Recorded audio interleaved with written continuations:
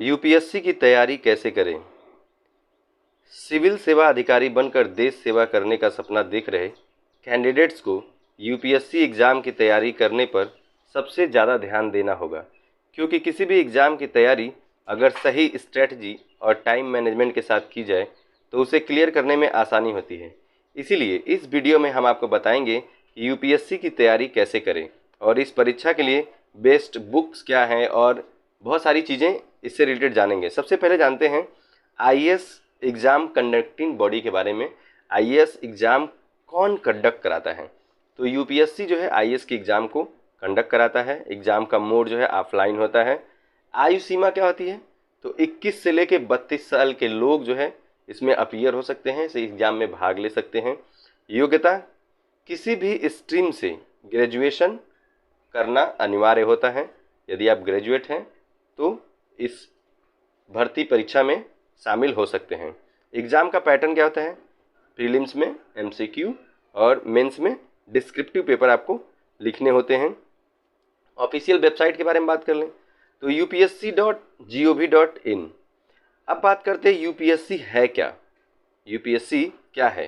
तो union public service commission UPSC कहा जाता है। यूपीएससी द्वारा प्रत्येक वर्ष सिविल सेवाओं के लिए भारतीय प्रशासनिक सेवा आईएएस अधिकारी पद पर भर्ती परीक्षा आयोजित की जाती है। प्रशासनिक सेवा अधिकारी पद पर भर्ती परीक्षा आयोजित की जाती है। इसमें उम्मीदवारों को सिविल सेवाओं के साथ साथ रक्षा सेवाओं के लिए भी भर्ती परीक्षा का आयोजन करती है।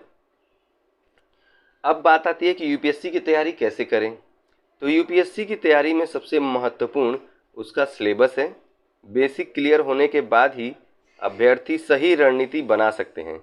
यूपीएससी प्रीलिम्स और मेंस एग्ज़ाम की तैयारी में फ़र्क होता है, क्योंकि प्रीलिम्स में 2 पेपर होते हैं और मेंस में 9 पेपर होते हैं।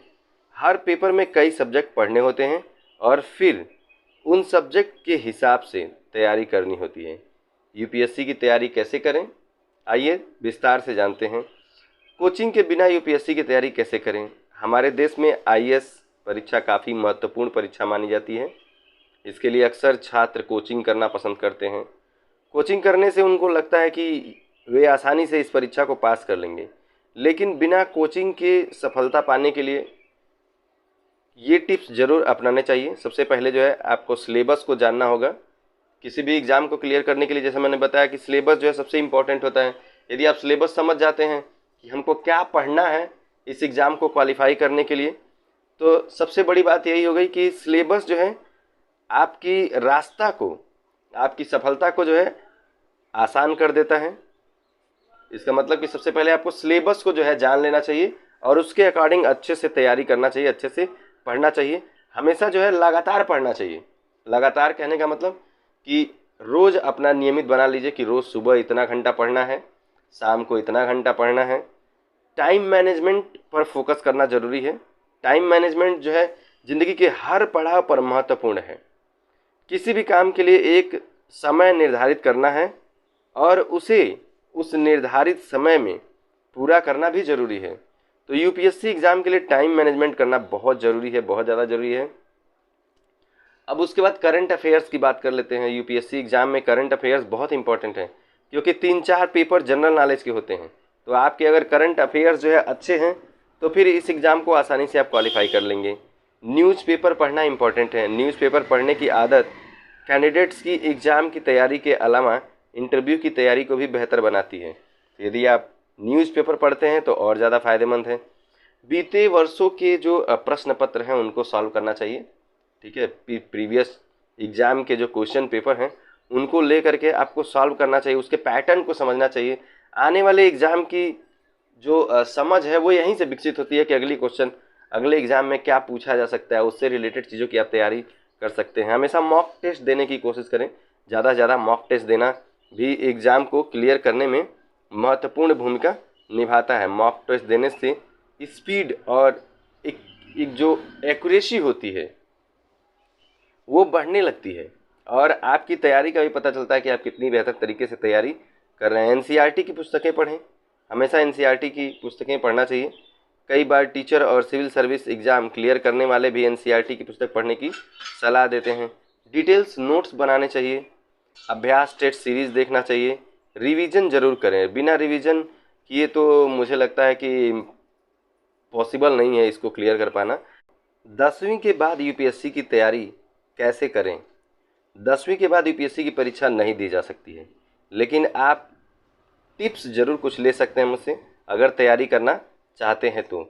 सबसे पहले एग्ज़ाम की पूरी जानकारी होना ज़रूरी है। एग्ज़ाम में आने वाले सिलेबस को समझें, रणनीति और अध्ययन सामग्री को इकट्ठा करें, एकाग्रता के साथ पढ़ाई करें। पढ़ाई के साथ साथ लेखन करना भी ज़रूरी है। बार बार मॉक टेस्ट दें, रोज़ाना न्यूज़पेपर और मैगजीन पढ़ें। 12वीं के बाद आईएएस की तैयारी कैसे करें? अगर आप सिविल सर्विस एग्ज़ाम के लिए आवेदन करना चाहते हैं तो आपके पास कम से कम बैचलर डिग्री का होना जो है आवश्यक है, लेकिन इसकी तैयारी 12वीं के बाद शुरू की जा सकती है। 12वीं के बाद आईएएस की तैयारी कर सकते हैं आप। सबसे पहले सही स्ट्रेटजी बनाना ज़रूरी है। ग्रेजुएशन में अपने पसंद के विषय का चयन करें, यूपीएससी की सिलेबस अच्छी तरह से देखें, टाइम टेबल बनाएं, करंट अफेयर और न्यूज़पेपर पर फोकस करें। हर वर्ष आने वाले बजट को जो है एनालिसिस करें।